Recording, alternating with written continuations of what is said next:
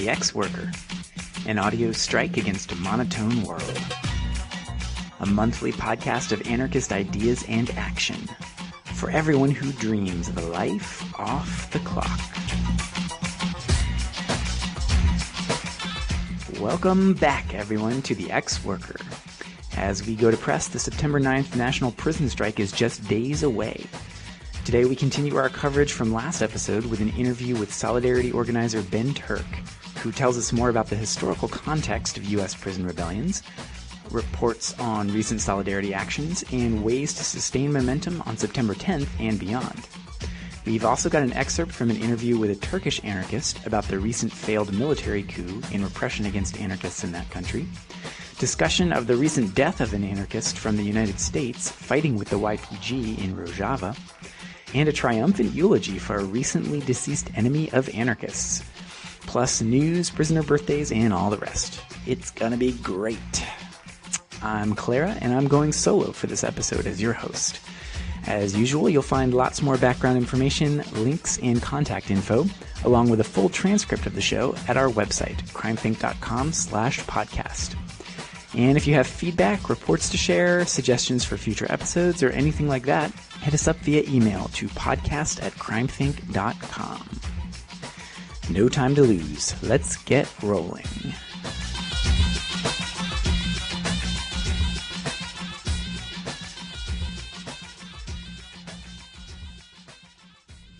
We're just going to mention a couple of things for the hot wire because we've got a lot of ground we want to cover in this episode. First off, in a development that's very relevant to our main focus this and the last episode, the Justice Department of the U.S. government recently announced that it will end the use of private prisons on the federal level. Finally, some good news, right? Well, hold your horses. For one, this only covers federal prisoners, of whom roughly 20-some% are in a private facility. The real bread and butter of private prison corporations exists on the state level, where CCA and the GEO Group, the two major private imprisoners, have contracts guaranteeing their profit. Of course, the federal government's action may inspire states to re-examine these contracts and could spark a gradual phasing out of many of these facilities and even a collapse of the industry. Certainly that'd be a good thing. But let's also reconsider this from an abolitionist perspective. The Justice Department hasn't proposed releasing 20-some% of their prisoners, so where are they all going to go? Will this prompt even worse overcrowding within existing facilities? Or diverting more public money towards building new prisons? As our friends over at the Block Party column on It's Going Down put it, what this translates to is 22,000 prisoners out of 2.2 million that'll be moved sometime in the next 5 years from a private prison to a federally operated prison. They will not be freed. They will not cease to be subject to slave labor. The state will not stop imprisoning humans. The prisons should burn, corporate or state-run. Amen to that.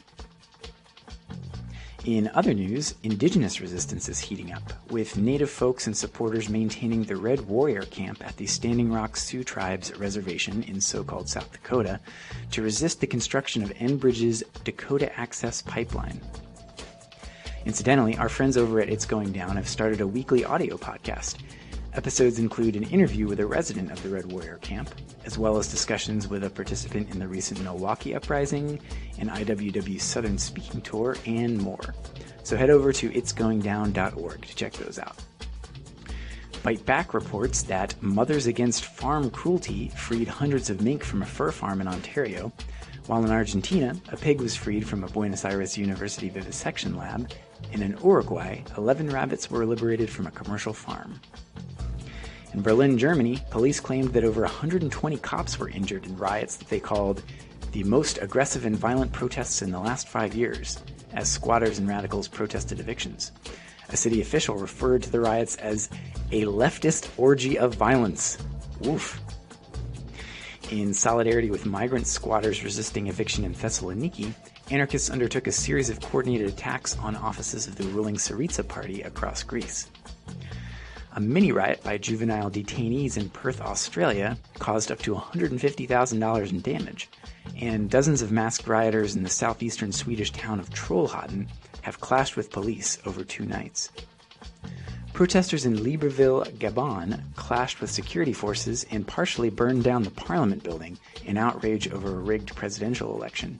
And nearly daily riots are raging through the capital of Zimbabwe, Harare. A 21-year-old student involved in the protest movement there said, "Every morning I carry a backpack of books, of stones, and spikes. The aim is to ghost through the chaos of the riots and deflate tires of police water cannon lorries and vans. It is scary."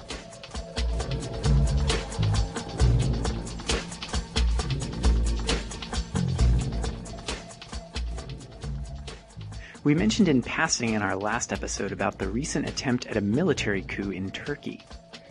As usual, we're skeptical of mainstream media accounts, but hadn't been able to find much reporting directly from anarchists on the ground there to help us understand it.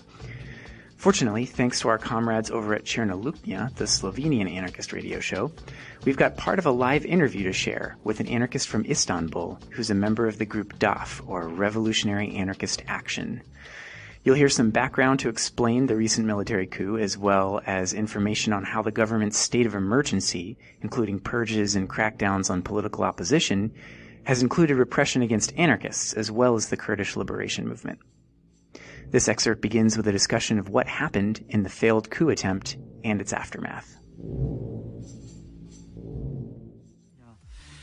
When Erdogan came to the government, his party AKP, they made an illegal coalition with an organization that was very active in the state bureaucracy and in the military, in the police, in the legal system. That organization was the religious community, Fethullah Gülen, in the leadership of Fethullah Gülen, living in Pennsylvania, USA. They have been organizing in the state since 1980s. So they have been active, but secretly they have been active in all the state degrees. And it was a good opportunity for AKP to take the real power in their hands, to make a coalition with Gülen's community. So they worked for 10 years. They worked together in the state. Erdogan used the Fethullah Gülen's name as their friends, and they made operations again inside the military, inside the police, inside the legal system. They kick out the people they didn't want, and they put their people in these places. But later on, they started to fight each other because of some power relations. They started to fight, and Erdogan started to make some legal changes, and so that they could clean the state from the Gülen's people. And when he became serious, Fethullah Gülen's forces decided to make a military coup so that they could take the power and be effective again inside the military, inside the state. But they were not successful. Erdogan, in a live stream in the night, in 3 at night, called people to the streets, and many people died in the streets. But Erdogan didn't mobilize, for example, the police or the part of army that didn't attend to the military coup, but they mobilized people into the streets, and more than 100 people died in the streets. And now, after the military coup, they announced 3 months state of emergency. They arrested thousands of people, and they fired 10,000s of people from the official jobs in the army and in legal system, in police and education, health system, all the bureaucracy. They cleaned Fethullah Gülen's organization from the state. But besides, they are also attacking the opposed politicians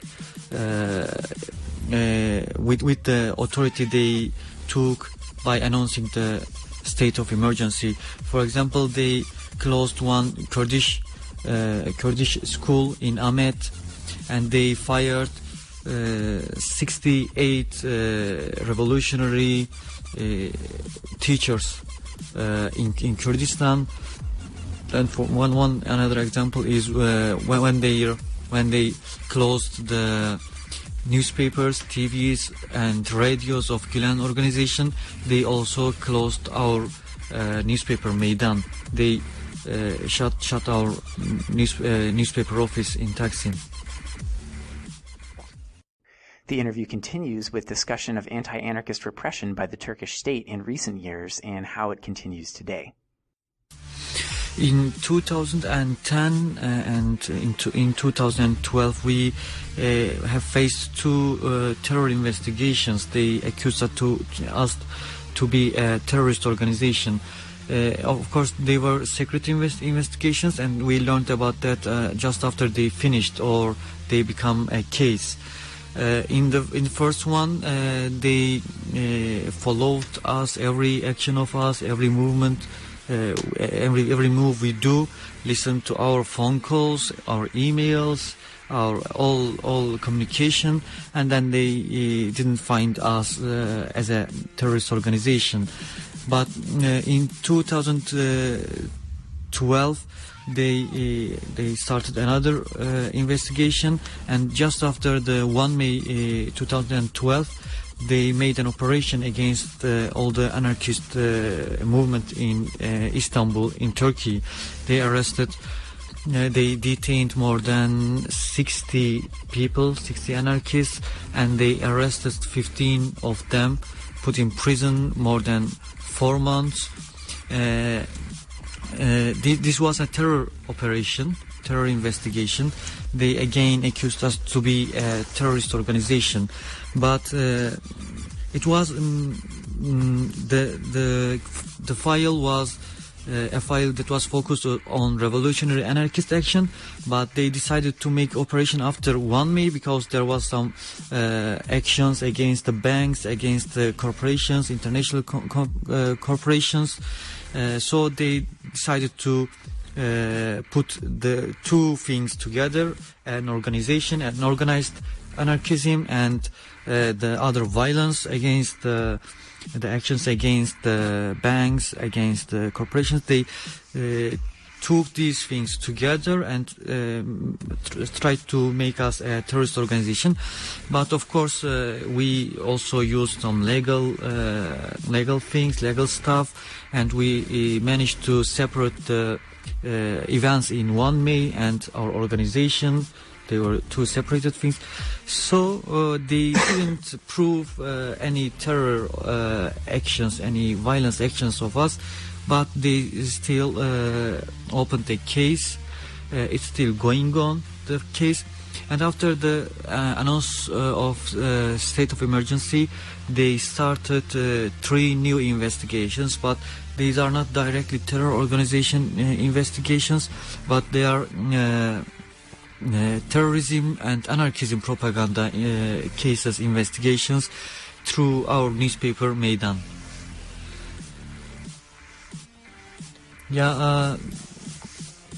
The one of these 3 investigations became a case about editorial of Meydan newspaper. So there is a high pressure against the anarchist movement, against the Revolutionary Anarchist Action in Turkey and Kurdistan.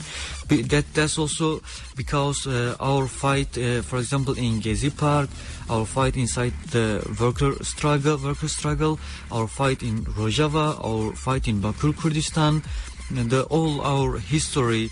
They want to take a revenge of all our history through these operations, and maybe to clean all the opposing politics, including anarchist movement.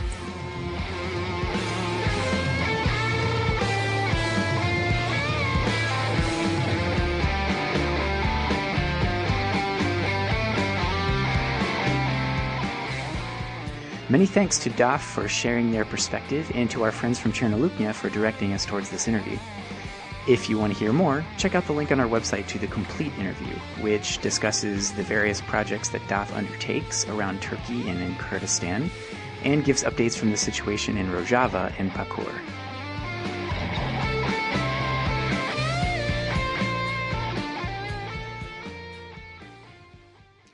And speaking of which, conflict has continued to escalate around the overlapping territories of Syria, Turkey, and Rojava, including open warfare between the YPG and Turkish-backed militias, as well as ongoing fighting against the Islamic State. Casualties have continued to mount on all sides. As we've discussed in episodes 36 and 39, as well as others, the YPG includes volunteers from all over the world, motivated by many different goals and perspectives. Back in June of 2015, corporate media reported an American volunteer from the Boston area named Keith Broomfield as having died fighting ISIS along with the YPG in Kobani. According to his family, he was motivated by Christian religious faith to take up arms in Kurdistan. In July of this year, Levi Shirley, a YPG volunteer from Colorado, died in a landmine explosion in an operation to free the city of Manbij from ISIS control. According to a statement issued by a friend and fellow soldier of his, Shirley was motivated to join the YPG by patriotism and appreciation for U.S. military history, as well as disgust for the barbarities of ISIS. William Savage from Maryland was killed on August 10th, just before the liberation of Manbij. Like Shirley, he had previously attempted to join the U.S. military but had been turned down. It's possible that other folks from the U.S. have died volunteering with the YPG, but those were all we've been able to find, and information can be spotty. However, here on the X-Worker, we want to highlight one death in particular that has touched us. We've received reports of the first American anarchist who has died fighting with the YPG. Jordan MacTaggart from Denver, Colorado, was also participating in the campaign to free Manbij from ISIS when he was shot and killed. He was 22 years old. After receiving news of his death, Jordan's family also released a statement saying, "Our son made a clear-minded, well-researched decision to travel to Syria and join forces with the YPG, a Kurdish militia made up of male and female civilians, all volunteers organized and determined to fight the evil that is ISIS. Jordan admired the Kurds from afar and grew to love them as a people, and eventually his comrades in arms. Their cause became his. Without regret or remorse, he was in Syria to do his best to help them. He was welcomed and loved in return. He spoke so highly of them and his fellow foreign fighters from all over the globe. We love him unconditionally. We support him completely, and our sincerest wish is that no one turns a blind eye to this ongoing Kurdish revolution. We support this cause and the selfless men and women in the YPG and YPJ." We wanted to take a moment in this episode to acknowledge Jordan, to remember the sacrifice he made for his radical beliefs, and to reflect on its significance for us as American anarchists and within ongoing global struggles for freedom and autonomy. So we contacted Rojava Solidarity NYC, a member of whom we also interviewed back in episode 39. We discussed Jordan and his death, the complexities of how American radicals relate to the Kurdish struggle, the politics of martyrdom, ongoing solidarity efforts, and lots more.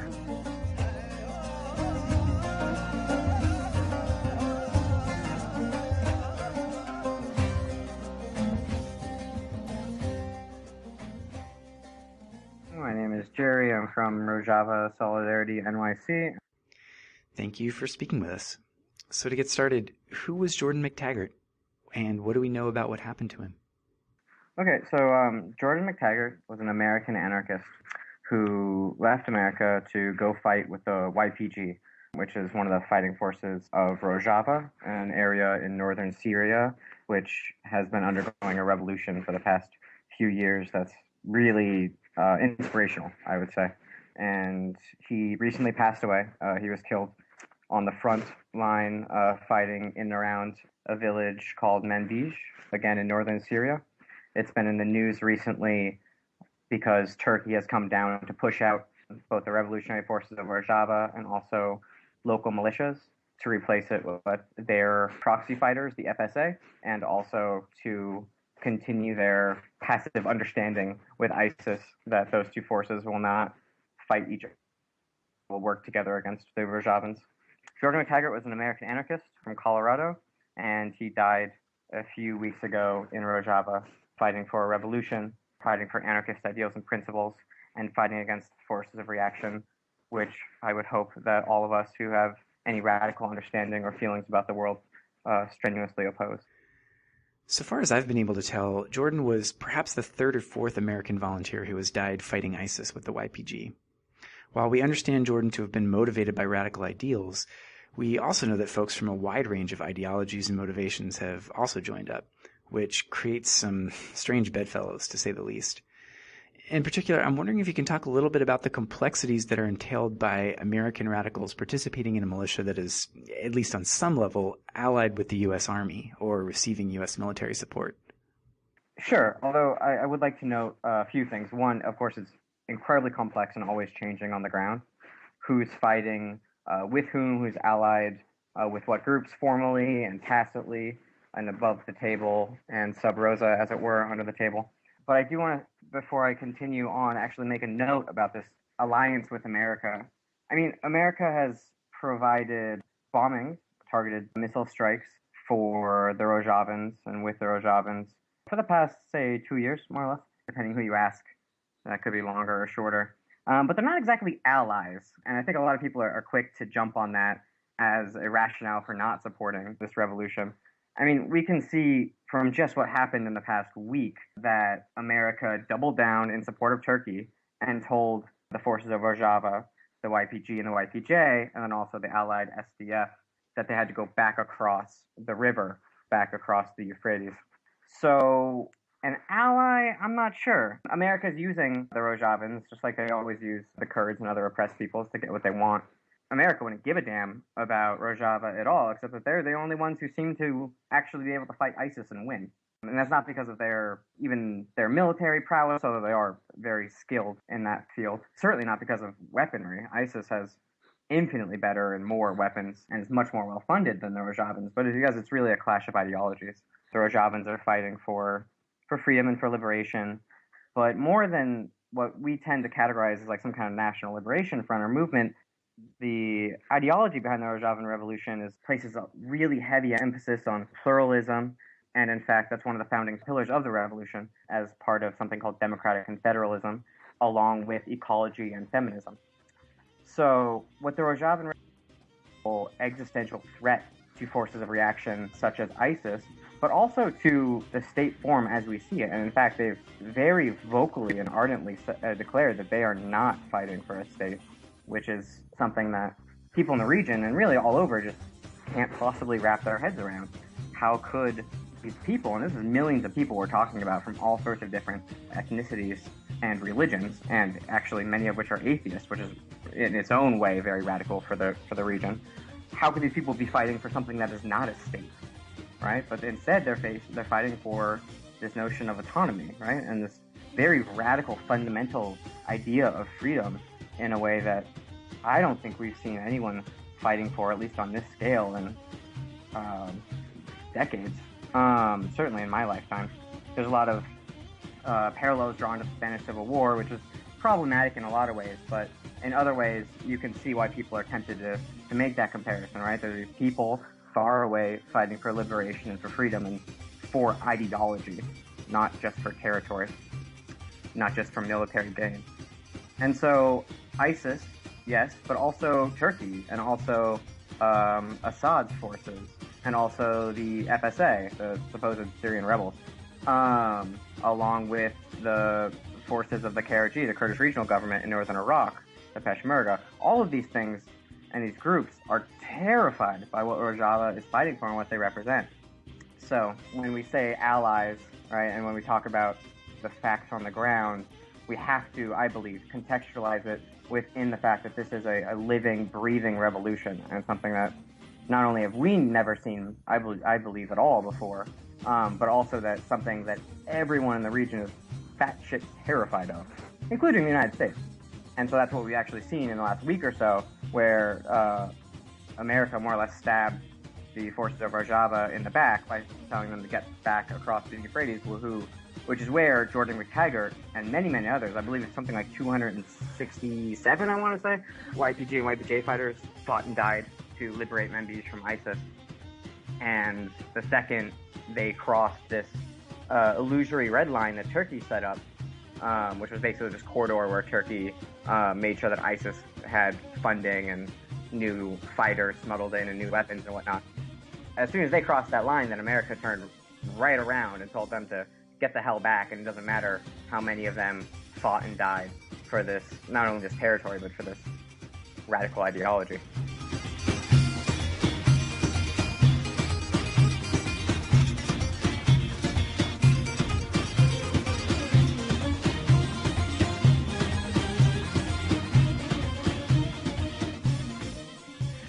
Jordan went to Rojava himself to fight, coming back to the U.S. last winter and then returning to the front lines a second time, where he was killed this summer.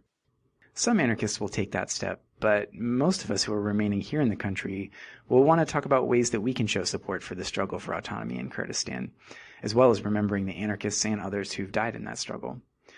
Tell us about the kinds of initiatives that Rojava Solidarity NYC has undertaken, and also about the commemoration that y'all did for Jordan recently.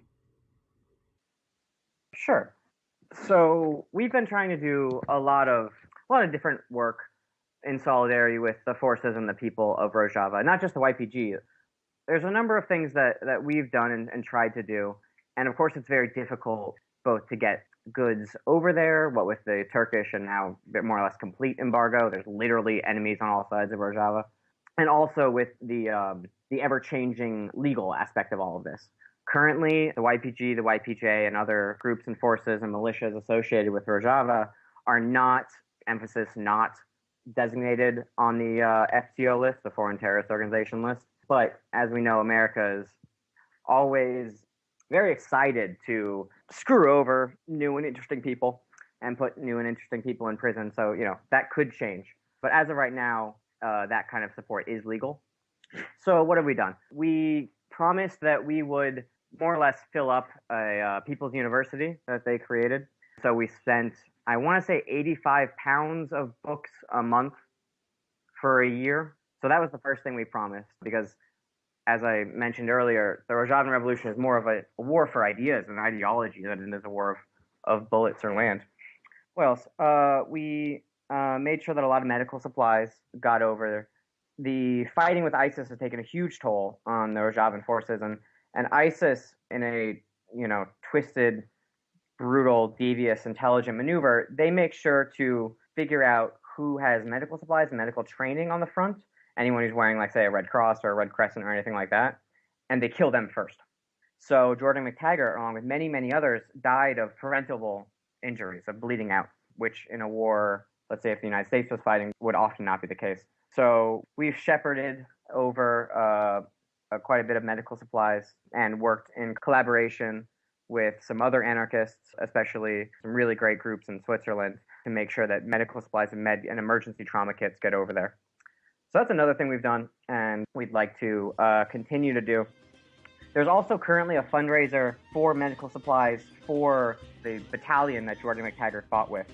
Yeah, so Jordan MacTaggart's best friend back in America set that up to send these medical supplies over. The family had originally set up a fundraiser, but it was taken down for supporting terrorism, which is, a crock of shit in 8 different ways. Like I said, they're not listed on the FTO list, and of course America is working with them. But that was taken down, and there's this big struggle to get his body back right now, which is actually progressing in the past few days more than it was previously. The family is, I believe, working with a congressman to get the body back over. So, what have we done? We've sent books, we've sent medical supplies. Rojava Solidarity NYC wrote and published a book called A Small Key Can Open a Large Door to try and kind of get the jump on Western perceptions of this revolution. Mind you, we didn't write the entire book. We wanted it to mostly be folks from or around Rojava so that they can speak for themselves, which is, I think, one of the most important things we could be doing in solidarity with this revolution. Yes, spread the word, and yes, talk about these radical ideologies and how that might fit in with our own worldviews, but also let these people speak for themselves, because they're literally fighting and dying for these ideas. So we wrote, such as it is, and edited and published this book, and within its own small world, it's become something of a bestseller. Oh, of course, all the money from that we kicked over that way as well. We hope to have another book completed on the subject by the end of the year, but given the current military situation, we're not so sure as to that timeline. In terms of immediate response to Jordan MacTaggart's death, Rojava Solidarity created a send-off video it was just a message of solidarity to Jordan MacTaggart and to his family and to Rojavans and anarchists all over the world. And as far as I know, it's been relatively well received. But the struggle to engage in active solidarity is always a continuing one. We're setting up, I'm sure we've done presentations and teach-ins and all that stuff. But we're going to be setting up some larger demos here in New York in the near future. And we hope that people in other parts of the country or even the world set up larger demonstrations, get the word out, and do everything that they can to aid Rojava in whatever way possible, whether that's sending aid for medical supplies or something else, telling other folks about it, big demos, or even going there to join up and do whatever they can to help with the revolution. All of these things I think are on the table and are very viable options and ways to help.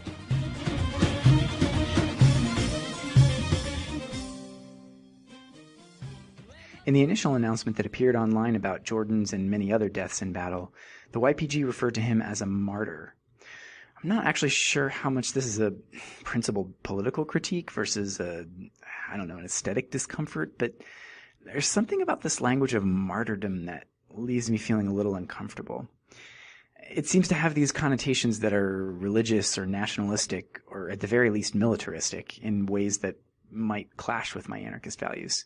Yet at the same time, I recognize that it's crucially important for us as anarchists to remember our past and to remember and commemorate folks who've died in active struggles motivated by their anarchist ideals.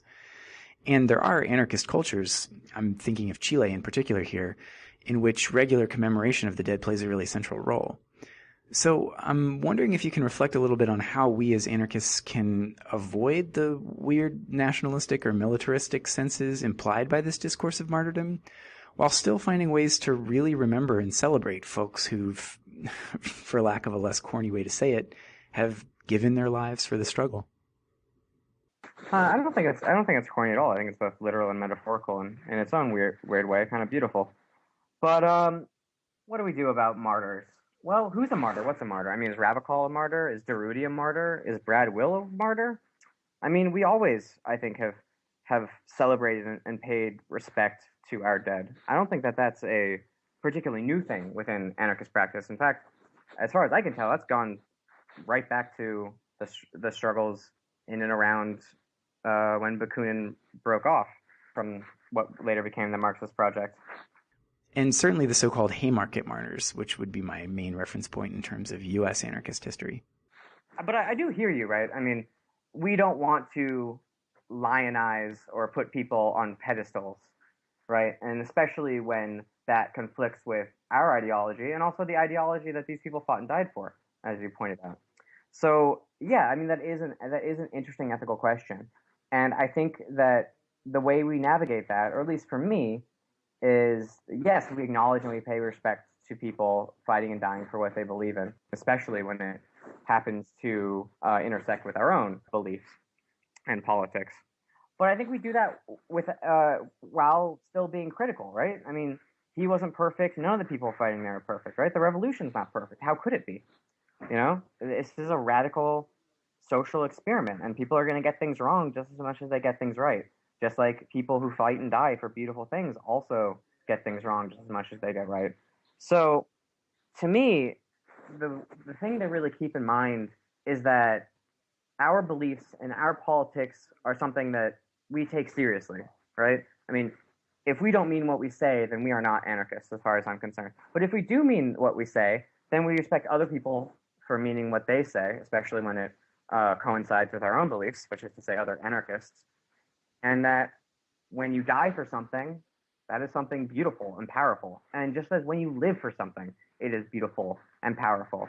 So I think we celebrate and pay respect to our dead, but just so as we should also celebrate and pay respect to our living, right? This is not about a pantheon of statues or tombstones, right? And for our dead politics or dead revolution. No, our ideas and our principles are living, vibrant things, right? And we continue to fight for them. And I think that's how we avoid the martyrdom ideology, right? Is by embracing what it is these people fought for and what it is we fight for, right? And maintaining a critical worldview while also always moving forward. I think it was the radical labor organizer Mother Jones who said, "Remember the dead and fight like hell for the living." I'd imagine that's a sentiment that most anarchists today can get behind. I would hope so. So given that, do you have any last thoughts about solidarity and ongoing efforts to keep memory alive and keep the struggle going? Well, I hope that people, if you're listening to this and don't know anything about the Rojava Revolution, please look into it. And yeah, we put out a book about it. You don't have to take our word for it, but please maybe give more consideration to taking the people from Rojava's word about it, seeing as they are living there and fighting for it. Demos, reading about it, telling people about it, right? Sending stuff there, doing whatever it is that you can do to live and fight for this ideology and these principles and ideas that other people live and fight for and die for. So I hope that is in some way useful, or dare I say it, potentially powerful. Let's keep the conversation going. If any of you listening to the show knew Jordan MacTaggart, please write in and share any stories or memories that you'd like us to share with others. If you have thoughts about international solidarity, martyrdom and commemoration, or anything else we've been discussing, we'd like to hear from you. Send us an email to podcast@crimethink.com.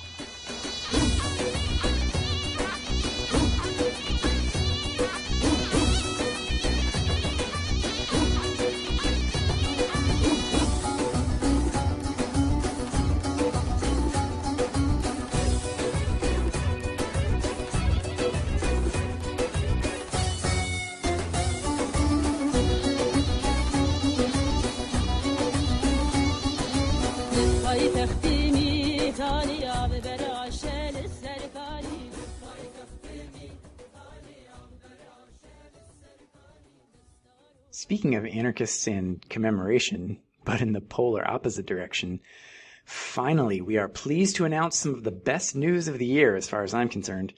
If you are hearing this episode, you have officially outlived one of the most wicked and unrelenting foes of freedom the United States has known in my lifetime. I'm talking, of course, about John Timoney, former police chief and commissioner who oversaw some of the most repressive attacks on protesters in recent U.S. history, and then went on to work as a private security consultant for a repressive dictatorship. John Timoney is finally fucking dead.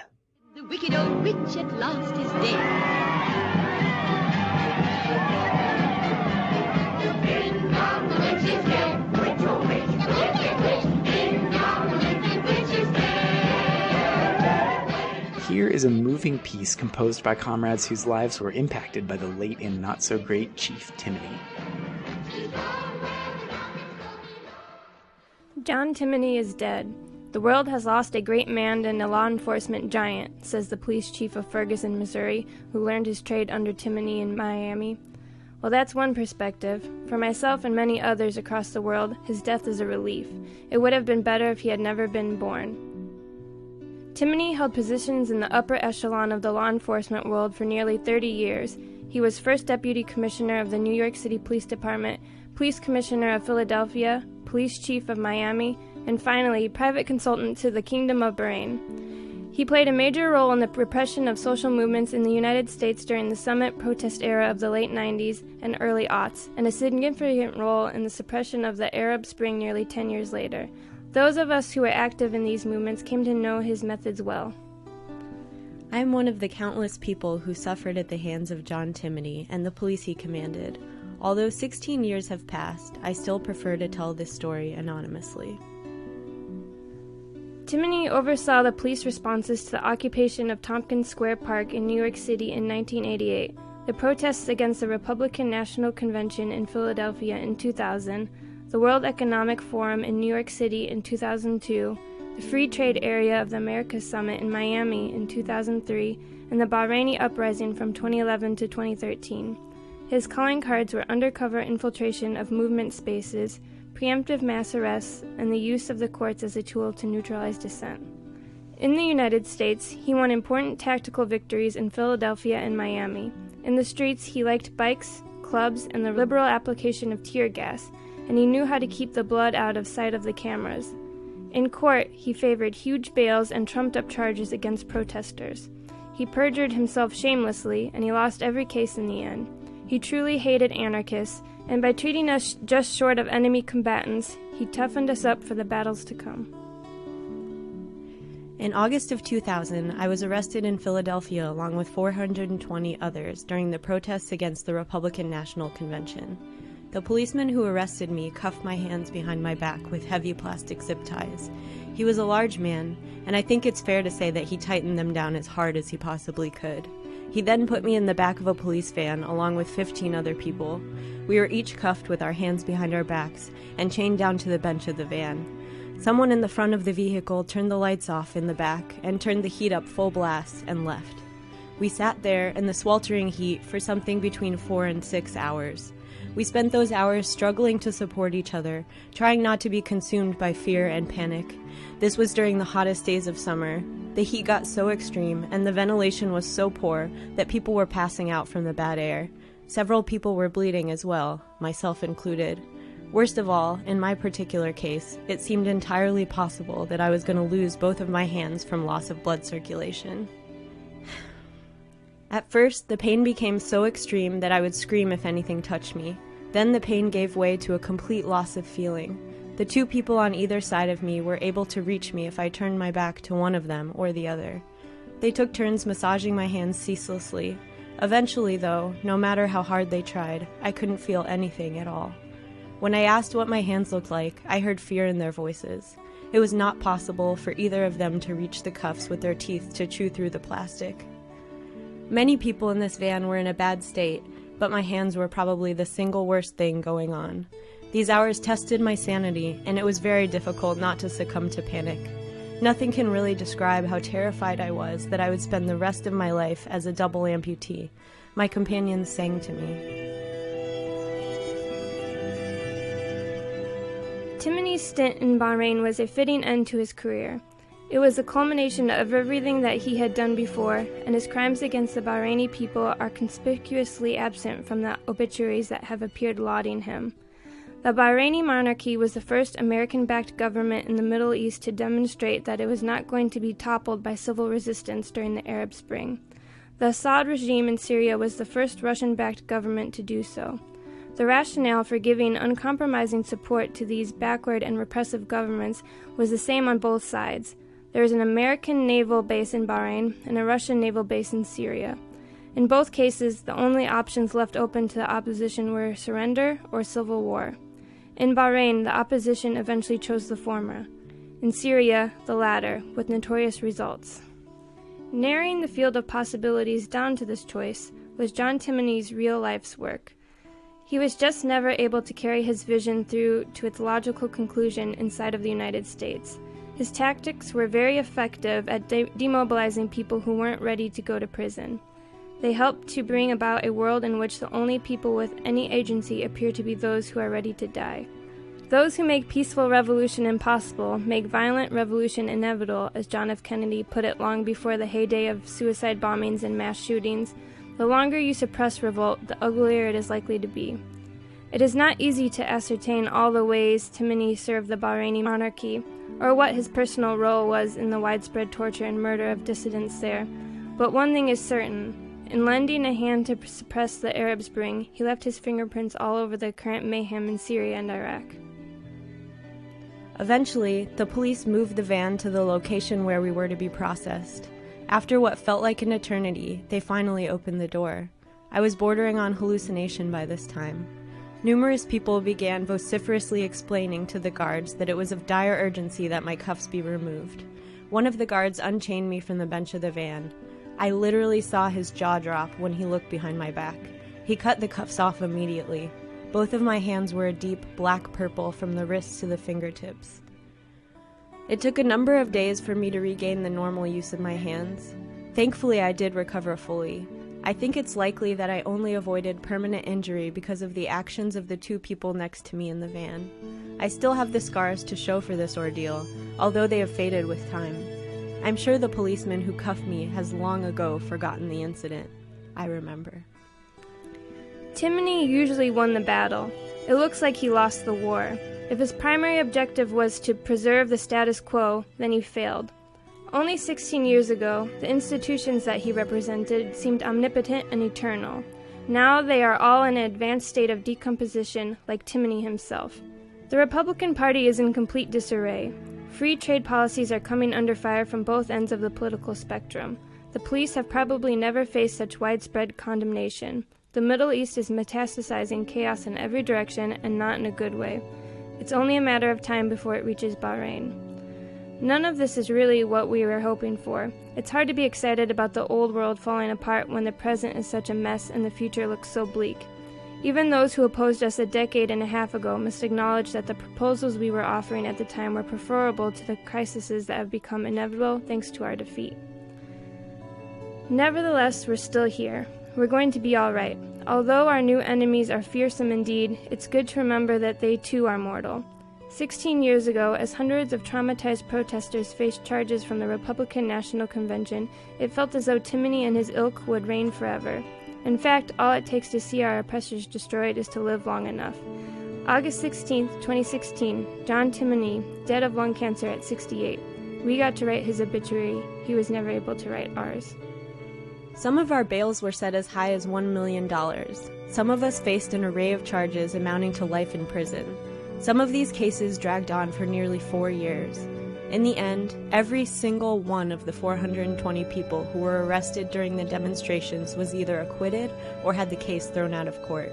None of us testified against each other. Not one of us was ever convicted of any crime. My story is only one of many.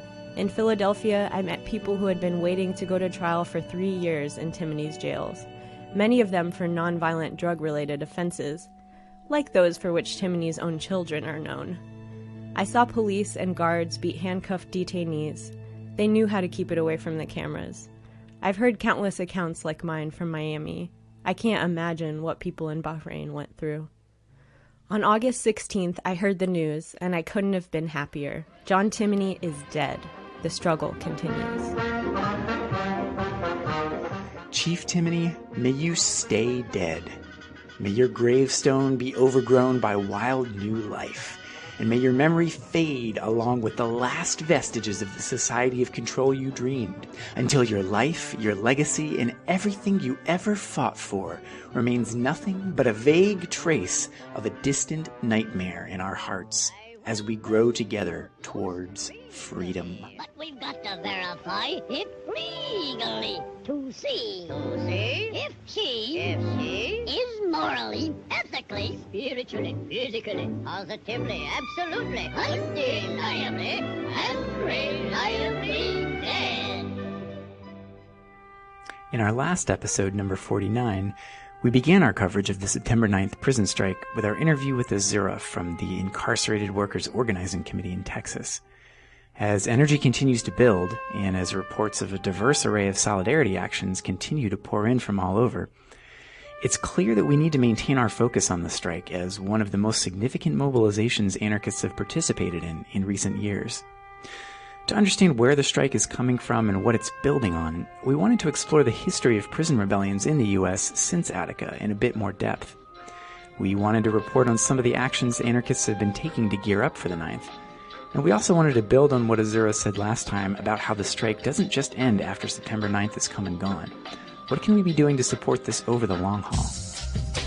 So we caught up with a long-term anti-prison organizer from Wisconsin who's been involved in direct support for prison rebels, as well as organizing folks on the outside to mobilize for September 9th. We hope you'll enjoy this conversation and get some more perspective on how to join forces with folks inside and out to resist prison society.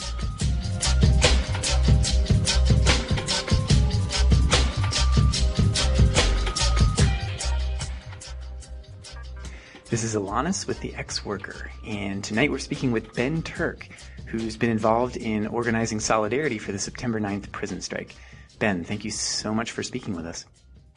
Well, thank you for having me. We were wondering if you could start off with giving us a little bit more historical background to this strike. So we know that 45 years ago, the Attica Rebellion happened in upstate New York, and we also know that there have been dramatic changes to the prison system over the last 40 to 50 years. Massive expansion in the prison population, lots of construction of new prisons, but also new forms of prisoner resistance that have happened in that time. So can you give us some more background that's leading up to this strike? Yeah, definitely. I'd be happy to. So yeah, Attica and Walpole and Men Against Sexism in Walla Walla and a lot of the other prison rebellion activity that was going on in the 70s and intimately tied with Black power and Black liberation movements posed a real threat to the structures of white supremacy and capitalism, and it was sort of a high point of resistance during that time.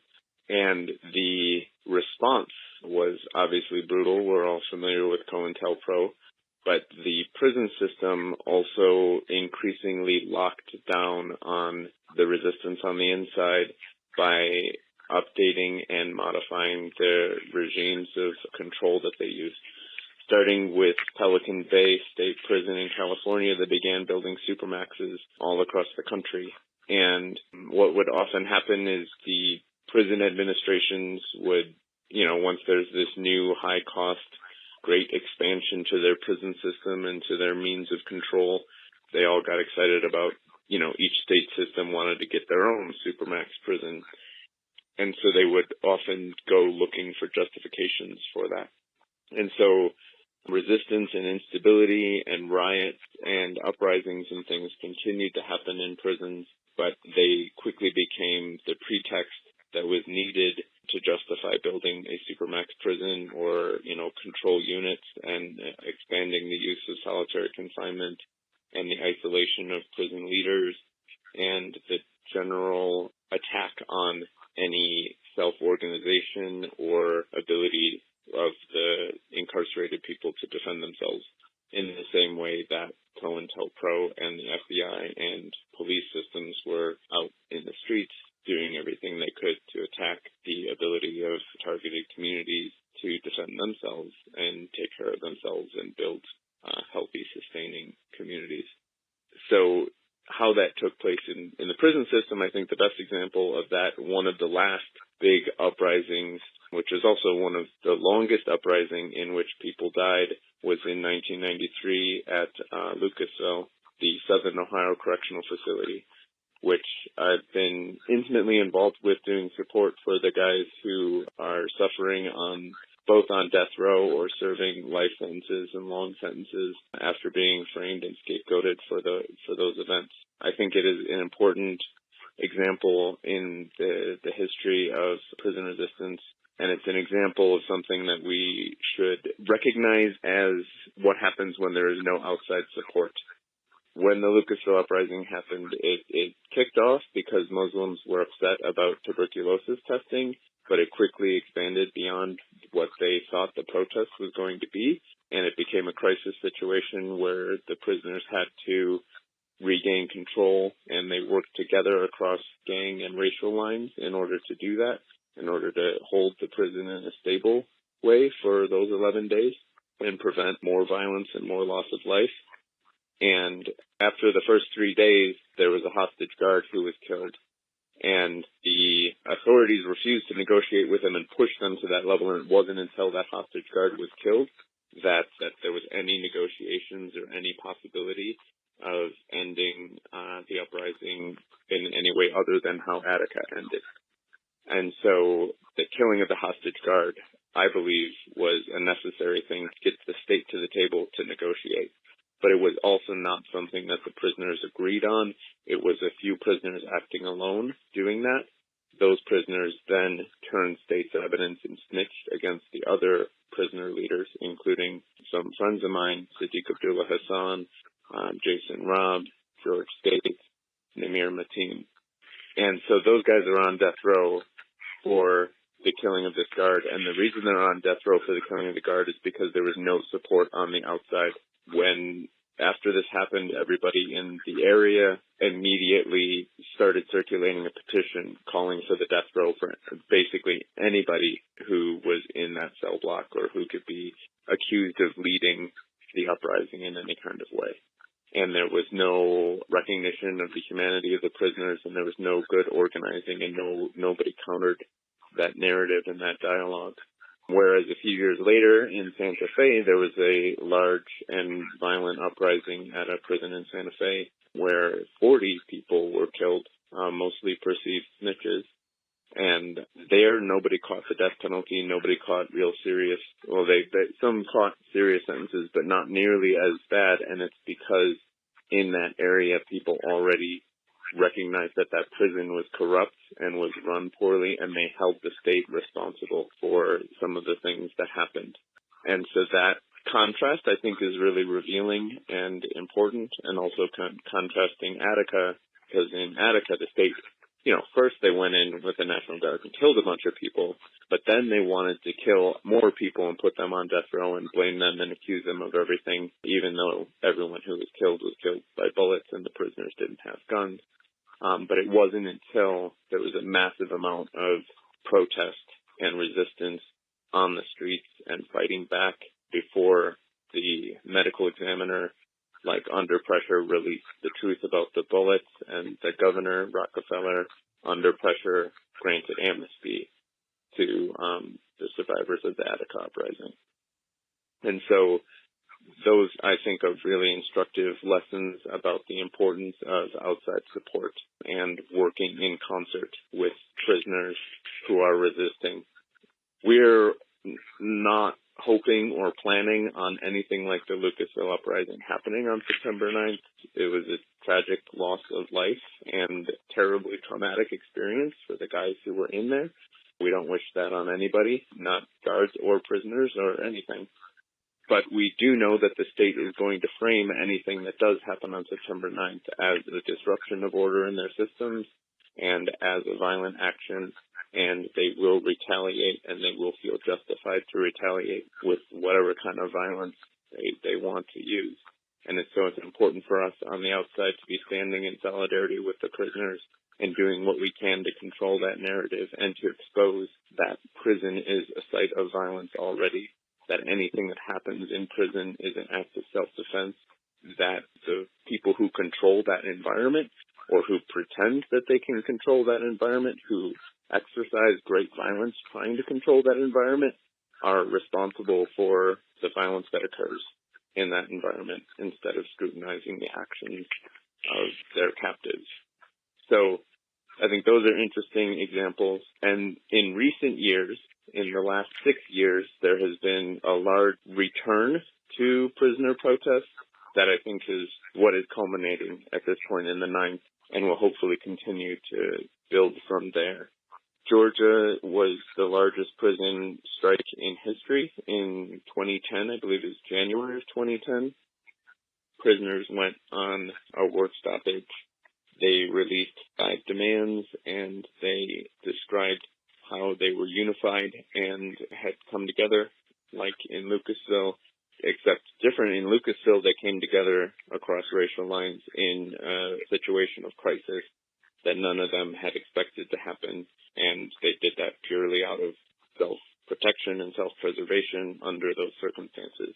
Whereas in Georgia, they planned ahead, and they took this action as a unified convict body, and they talked about that unity in their release of demands. They were attacked by guards. They held down, locked down multiple facilities for, I believe, over a week, and they were attacked. The leaders were isolated, or perceived leaders were isolated, thrown in solitary confinement, and the Georgia system even expanded and added this tier system to create even more isolation and communication control for the people that they perceived as the leaders of that action. There are folks on the outside in Atlanta who have done support for them. They have gone on hunger strikes in the years since then, but they remain in that level of isolation. And so that's an example where the ongoing support and participation and outside support for those rebels has not been strong enough. And that's an example of something we need to do better coming up in September 9th. Following that, in 2012, 2013, there were large protests in California, hunger strikes that I believe at the peak reached 30,000 people who were refusing food, and that extended well beyond 30 days. A couple of people died. The state says that they did not die of starvation because of the hunger strike, but rather other complications. But the fact of the matter is people who were protesting solitary confinement in the United States died. while refusing food on a hunger strike. And they did not get the support that they needed, and they were largely ignored. The mainstream media ignored that, let that happen without considering it a newsworthy event, which is abominable, but also expected because the mainstream media is capitalist media and a white supremacist media. But it did get the attention of lawyers who came in and helped file a lawsuit, which won and has improved conditions in the SHU units in California and also put limits on solitary confinement. There's a 10-year cap. There were a lot of guys in California serving decades, 30, 40 years in solitary confinement. And so that is a significant victory. It's obviously 10 years of torture is obviously 10 years too many. So it's not like a satisfying, resounding victory. It's certainly only the very beginning of a process that might lead to justice or to a substantive reduction in the use of torture in American gulags. But it is a step. In 2014, prisoners in Alabama engaged in a work stoppage that shut down multiple facilities in that state for 3 weeks. And that was very successful in terms of building solidarity, building strong unity among the prisoners, creating the Free Alabama movement, which is able to sustain itself and defend itself. But they didn't win any gains. They didn't win concessions from the state of Alabama, but they did demonstrate power, and the authorities there have to recognize and reckon with the power that the prisoners have. And more importantly, that demonstration of unity and strength from the prisoners in Alabama has caught on and has gained some media attention. Some of the like I believe Salon.com, I think, interviewed them. Some of the bigger alternative media sites or whatever gave them some coverage. So it sort of broke through. And once the California thing got to a lawsuit, it was also breaking through to the media. And so words of these things spread to other prisons. The prison mailrooms weren't able to censor or contain these kinds of things once they were talked about on a larger scale like that. And so prisoners have been inspired by what happened in Alabama, and they've been engaging in other actions. There have been hunger strikes in Ohio. Actually, the survivors of the Lucasville Uprising, in between what happened in Georgia and what happened in California, 3 of the survivors of the Lucasville Uprising, Jason Robb, Sadiq Hassan, and Bomani Shakur or Keith Lamar, went on a hunger strike for 13 days. Jason Robb is a white guy who is perceived as or has some affiliation with the Aryan Brotherhood. And so that unity that they demonstrated by doing that hunger strike together inspired and informed the unity in California, like the agreement to end hostility, which was key to the strikes that happened there. There was also hunger strikes in Menard, Illinois at around this time, and so there have been a lot of growing resistance movements building up since 2010. So the idea of a unified September 9th action caught on pretty quickly once the prisoners were talking to each other enough to kind of coordinate that to have it be a multi-state thing.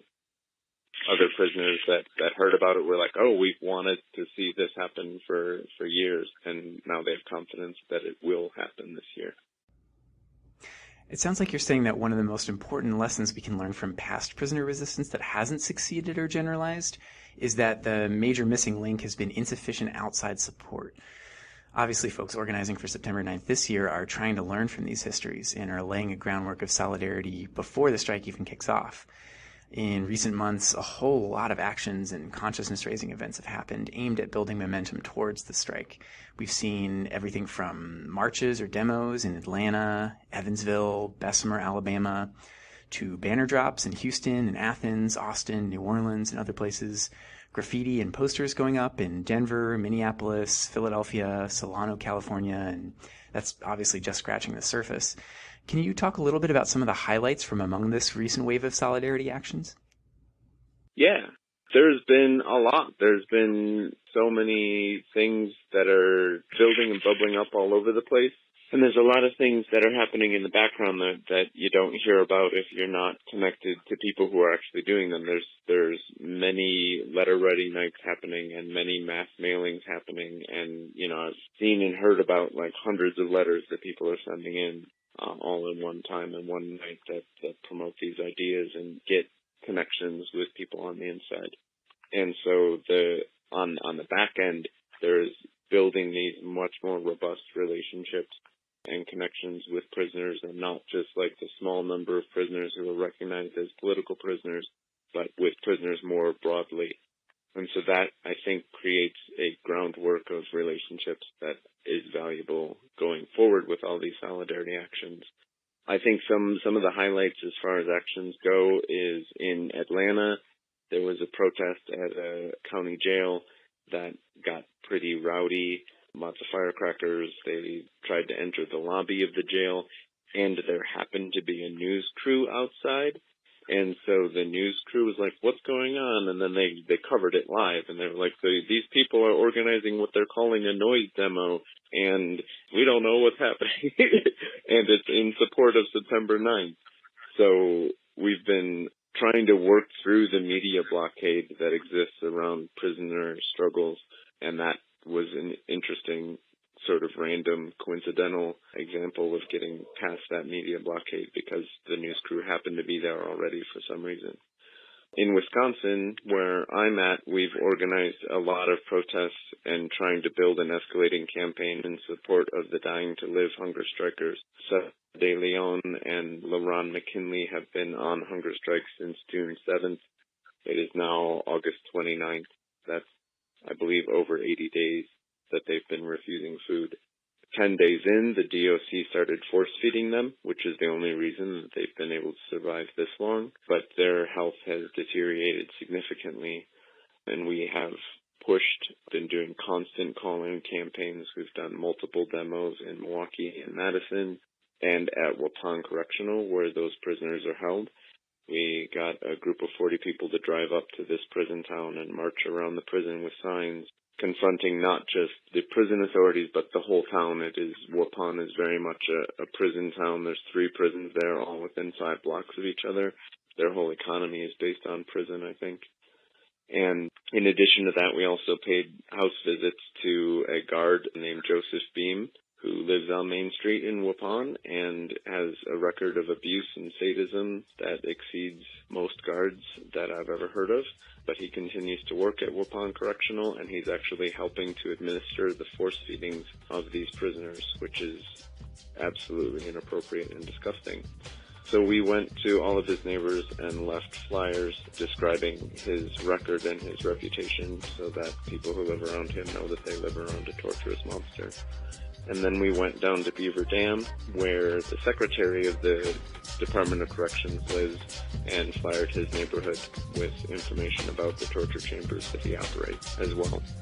These kinds of actions is like taking things to people's homes, because prison administrators and guards don't care about prisoners. If a prisoner dies on a hunger strike, or if a prisoner, fights back or stands up in some way, then that's the pretext that they need to abuse and possibly kill that prisoner. And so they are not worried about any of that at all. And we need to do things that confront and that do matter to these administrators, and shaming them in front of their neighbors and their communities is one thing that we can do. We've also gone to public events where John Litcher, the secretary of the DOC, was chairing a meeting about correction reform or whatever, and just called him out, made him slink out of the room like the slime ball that he is. And we hope to do more of that kind of thing, and I hope to see more of that kind of thing happening in other states. There are, I believe the list has reached 35 different solidarity actions and demonstrations and info sessions planned leading up to September 9th or on the 9th and 10th all across the country. And that list is up on itsgoingdown.org. And it's a really powerful demonstration of how much outside support there is and how much people are interested in and excited about standing up for this historic prison strike. This is going to be the largest prison action in the history of the world, likely.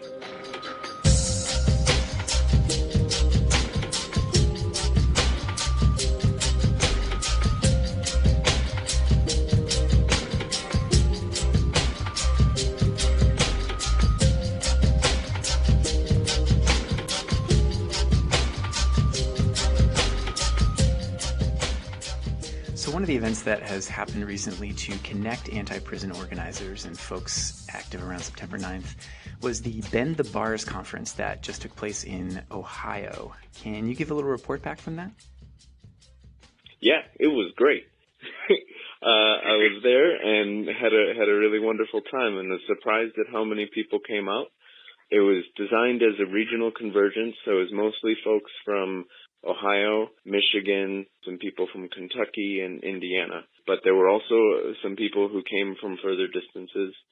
Yes, so there was a lot of representation from prisoners, both calling in and former prisoners speaking on panels and sharing their experiences of organizing on the inside. Some real badass prison rebels who've been fighting for abolition both on the inside and out contributed a lot to the conference. And it was a lot of range of experience, people who've been organizing for a long time, sharing our experiences or knowledge with each other, as well as with new people who are kind of newly inspired and getting involved in this for the first time. There was also a large march and demo with some really beautiful banners and great chants going down the main streets of Columbus to a jail where we did a noise demo and a mass call-in, which I think was very successful action. I felt good about that, and I felt good about the connections and the sharing of experiences and practices that went on at the convergence. So September 9th is going to come very soon, and then it'll pass. But obviously, as we heard from Azura last time, it's not going to end on September 10th. There's going to be a lot more to do, a lot more sustained support work. So my last question is, how can we keep the energy going? And can you talk a little bit about what kinds of sustained action, ongoing campaigns, and also what kinds of longer-term visions we could have for the anti-prison movement? Mm-hmm. The strikes are going to last as long as the prisoners can make it last. The guys in Alabama have called for people, regardless of what happens in terms of the state's response, they're calling for people to hold out protest as long as they can, and hoping to get at least 30 days of sustained disruption of the prison systems all across the country. We're also expecting that things will kind of grow over time, that on the 9th and 10th there will be a few prisons who participate or get things started, and once that is happening, it'll spread to other facilities and other places across the states.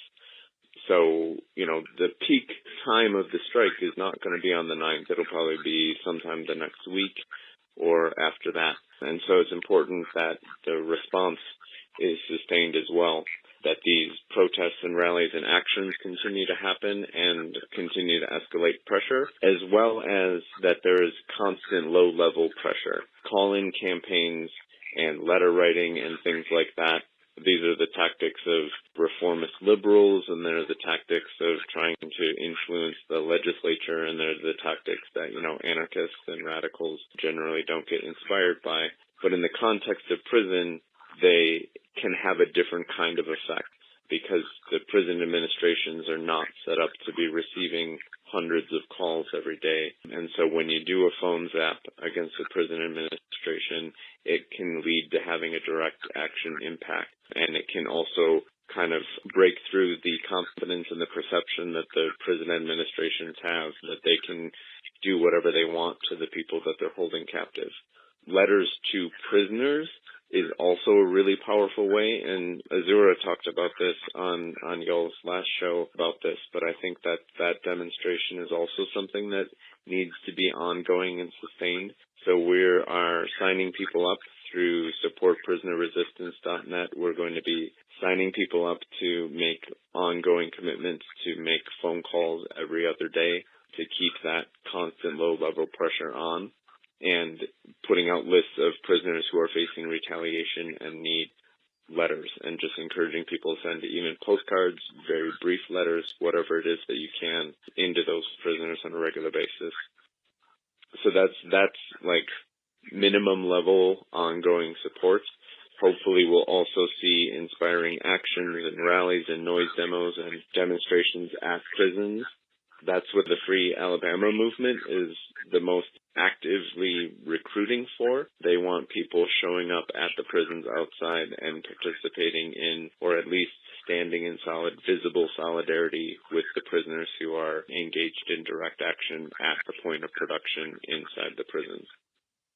So we're hoping that will happen, and that as these inspiring actions on the inside occur, more people on the outside get mobilized and motivated to, make the hour-and-a-half drive out to the rural areas where the prisons are often located and take action at those sites. Beyond that, there is a lot of really exciting opportunities. The sort of loose coalition that has been behind September 9th on the outside is a combination of, as Azura talked about last week, the Incarcerated Workers Organizing Committee, and also things like anarchist Black Cross chapters and other organizations of formerly incarcerated people and prisoner support people.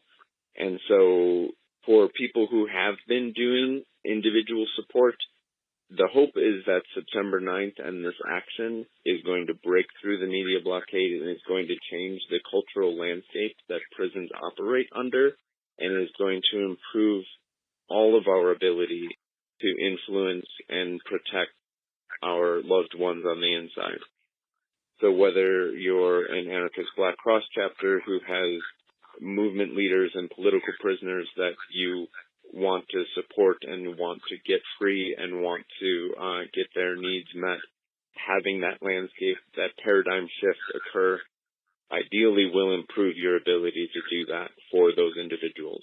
Or if your family members are in there and you're trying to organize and sustain and support the people who you got on the inside, the September 9th is going to create a shift that will make that easier. The other thing that we are concerned about, and we've seen, and the other reason that this is urgent and happening now, is that there is a mass incarceration reform movement going on, and it's being led by this bipartisan coalition of people who all love prison and love control and want to lock things down and are largely responsible for the prison boom and the mass incarceration peak that happened in the 80s and 90s. When Newt Gingrich and Hillary Clinton think that they're going to lead the prison reform movement, then we know that prison reform movement is only going to make things worse. And so rather than having a reform movement that reduces incarceration and reduces the cost of social control, because operating prisons is expensive, but increases probation and generalizes carcerality and spreads it out into our neighborhoods and our own homes by putting ankle bracelets on people, they're turning our homes into prisons. By using hotspot policing, they're turning our neighborhoods into open-air prisons. And so this is what their vision of reform looks like. And they're looking for a smooth transition into that vision of the future.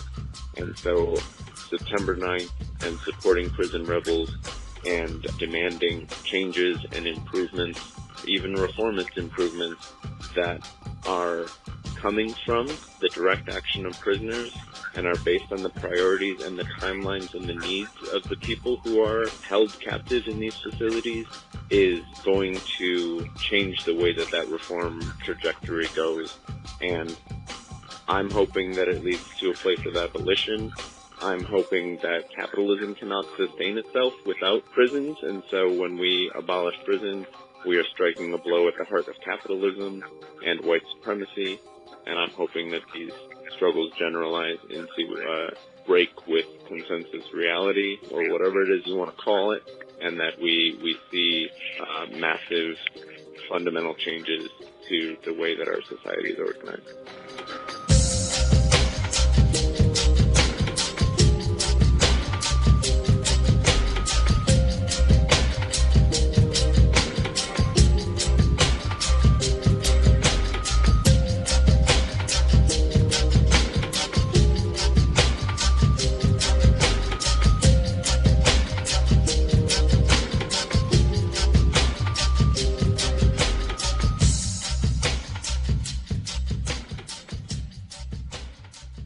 So on that note, we'll wrap up this episode with a few announcements.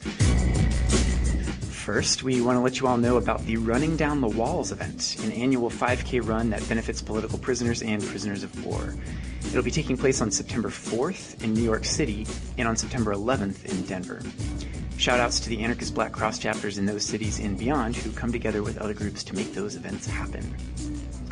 The International Animal Rights Conference is happening in Luxembourg, September 8th through 11th.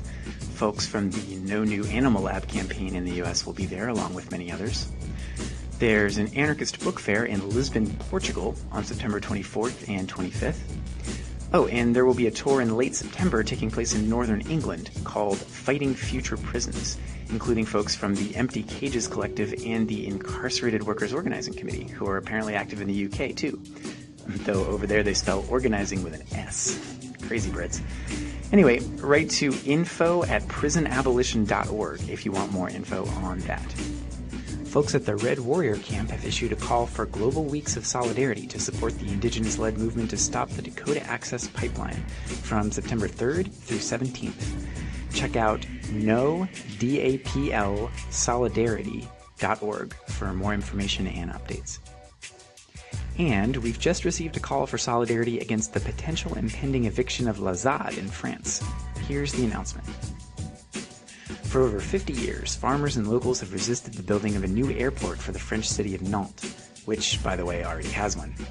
Now, in these rich fields, forests, and wetlands, which multinational Vinci want to cover in concrete, an experiment in reinventing everyday life and struggle is blossoming.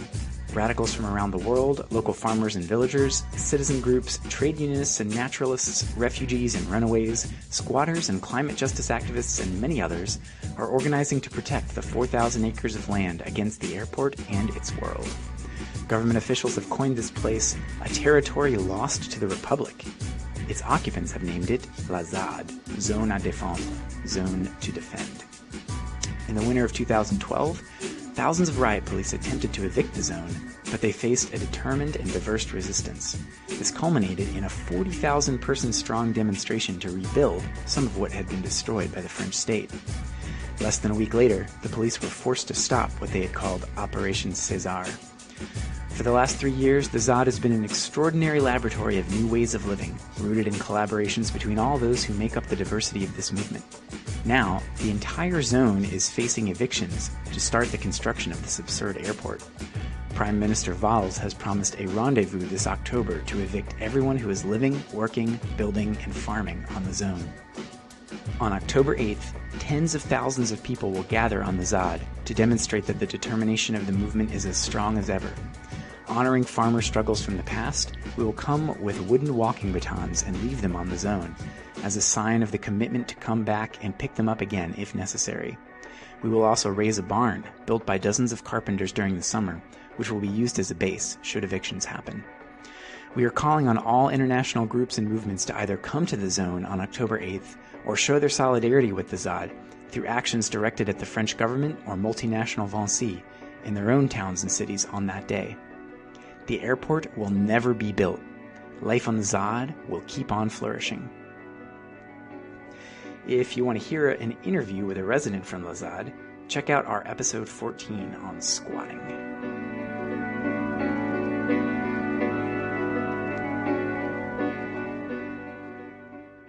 And finally, last but never least, some prisoner birthdays coming up this month. On September 5th, Brian Valancourt, serving a 9-year sentence for an ALF-inspired attempted arson at a McDonald's. Also on the 5th, Alexander Irwin, who's facing charges of looting during the Ferguson Uprising. On the 12th, Leonard Peltier, American Indian Movement activist framed for the murder of 2 FBI agents. Also on the 12th, Sean Swain, an anarchist prison rebel, a gubernatorial candidate, writer, and ex-worker contributor locked up in Ohio. On the 22nd, Steve Martin, who's also facing charges related to alleged looting during the Ferguson Uprising. On the 26th, Greg Curry, a participant in the 1993 Lucasville Uprising Ben discussed earlier in this episode. On the 27th, Brian McCarville, an anarchist prisoner who sued the Oregon Department of Corrections over censorship of anarchist publications. And on the 29th, Jorge Cornell, or King J, of the North Carolina Almighty Latin King and Queen Nation, leader of a street organization that faced repression for their gang truce and anti-police organizing. As usual, we've got their mailing addresses and links to info on their cases posted on our website.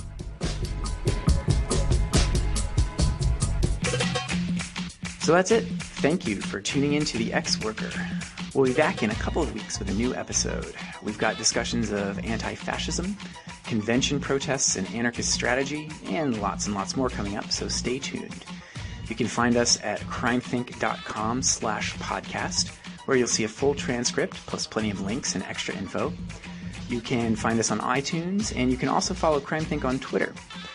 Drop us a line at podcast@crimethink.com with any feedback or suggestions or submissions for future episodes. And be sure to send us updates or reports about the actions you take on September 9th and beyond. Let's do all we can to make this strike spread, to make it memorable, to push towards the abolition of prisons and police and all the institutions of white supremacy and exploitation that make our lives unlivable. And as always, thanks for listening. See y'all in the streets.